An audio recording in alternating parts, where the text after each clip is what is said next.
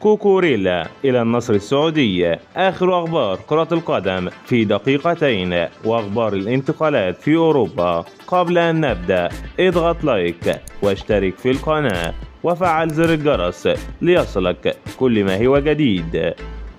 فابريز رومانو. جواو فيليكس جناح أيسر تشيلسي يوافق على عرض النصر. الصفقة في مراحلها النهائية. آسي الإسبانية. توتنهام مستعد للتعاقد مع رودريجو مقابل 90 مليون يورو. سانتيونا. بايرن ميونخ على وشك حسم صفقة لويس دياز جناح أيسر ليفربول مقابل 75 مليون يورو.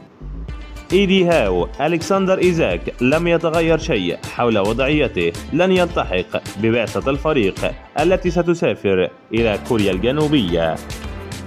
فابريز رومانو. بايرن ميونخ يتوصل لاتفاق نهائي مع ليفربول للتعاقد مع لويس دياز. الصفقة تمت. فابريز رومانو. ماركو كوكوريا إلى النصر السعودي. الصفقة في مراحلها الأخيرة والإعلان الرسمي نهاية هذا الأسبوع.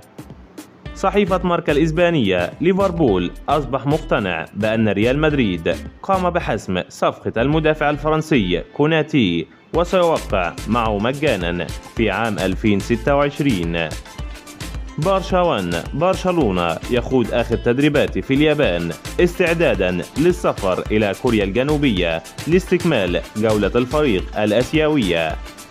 صحيفة ليكيب. في حال رحيل لويس دياز عن ليفربول يرجح أن يكون رودريجو هو البديل المنتظر في أنفيلد.